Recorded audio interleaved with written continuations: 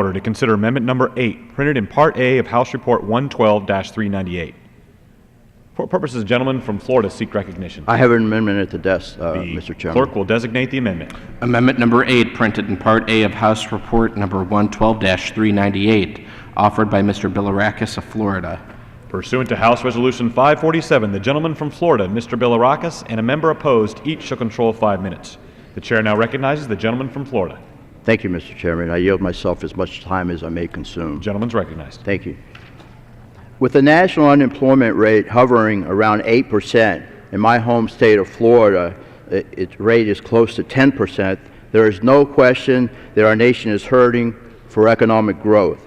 This year, the focus of efforts here in the House of Representatives has centered on creating a framework for the private sector to innovate and grow, to create the jobs we desperately need. To that end, Mr. Chairman, my amendment seeks to take all prudent steps to ensure that jobs and the economy are the focus. My amendment simply requires the Secretary to conduct an economic impact survey to assess any effect lease sales would have on the Florida tourism and fishing industries.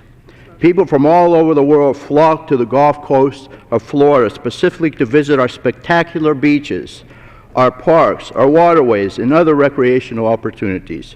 More than 80 million tourists, Mr. Chairman, per year stay in our hotels, eat at our restaurants, and create many economic opportunities for Floridians. The tourism industry is a multi-billion-dollar industry for Florida and the national economy, Mr. Chairman. Florida's seafood and recreational fishing industries also contribute thousands of jobs and billions of dollars to the local economy. Mr. Chairman, I strongly urge this House to adopt a common-sense measure to ensure that the federal government consider all ramifications of lease sales and to ensure that the promotion of jobs and the economy remain the focus of any actions of our federal government. I reserve the balance of my time, Mr. Chairman. The gentleman from Florida reserves. Purpose of the gentleman from Massachusetts seek recognition. Yes, I rise to claim the time in the minority. The gentleman's recognized for 5 minutes.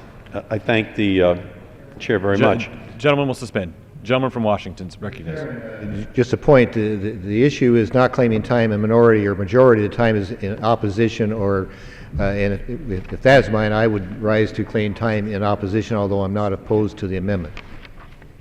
The gentleman's correct. Is the gentleman from Massachusetts opposed? There's no question that the gentleman from Washington State is correct, and a master of parliamentary rules, having stood up there or sat up there hundreds of hours. So he is an absolute correct dissector of language used here in seeking recognition from the chair. So I will rise to claim the time in opposition to the amendment. If that's those are the technical words of art that the gentleman would prefer for me to use. The gentleman's recognized for 5 minutes. I thank you.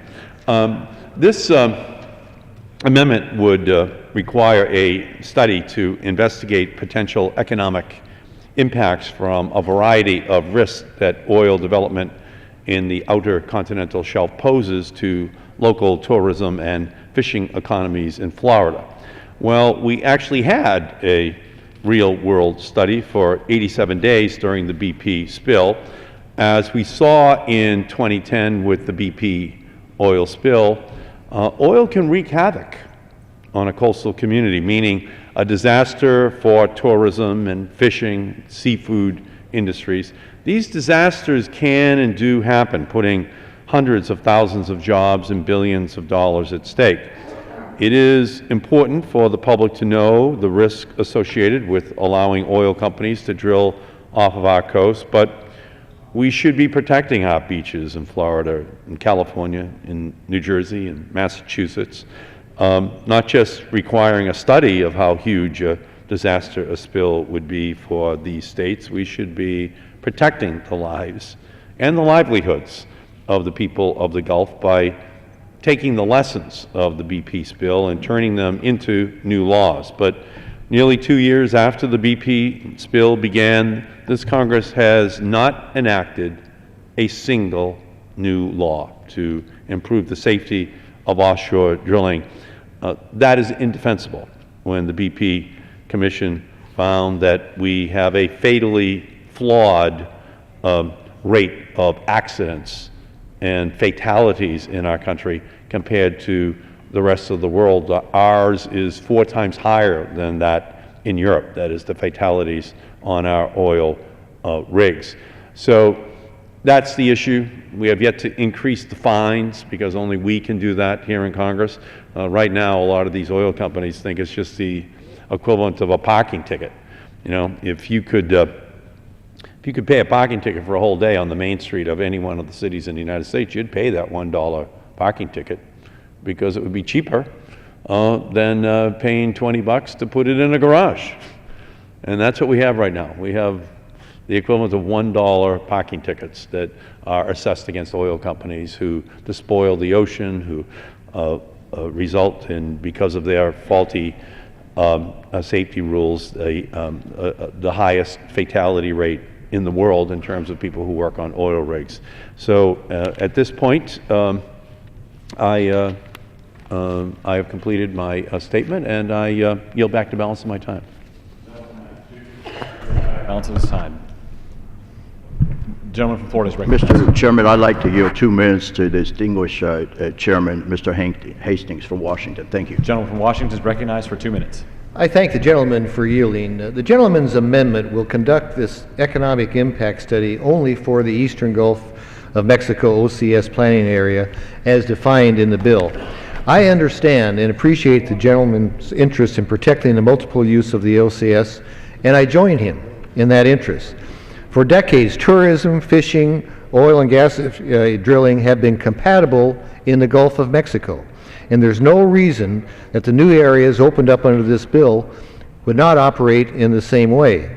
While I understand the interest of the gentleman to have this study for those areas in the eastern Gulf of Mexico, I wish that he could have expanded this study to jobs that could have been created by new drilling and the support that comes with that activity. And while that's not embodied in the gentleman's amendment, I would only have to think that because you're having a study on that, there may be some residual, and I would look forward to that residual potentially also. So I thank the gentleman, congratulate him for offering this amendment, and I yield back my time. Thank you. Gentleman yields back. The gentleman from Florida is recognized. Yes, I'd like to close briefly, if that's all right. Of course, I urge passage of this reasonable, common sense amendment, and then I'll yield back the balance of my time. The gentleman yields back the balance of his time. The question is on the amendment offered by the gentleman from Florida. Those in favor say aye. Those opposed say no. In the opinion of the chair, the ayes have it, and the amendment is agreed to.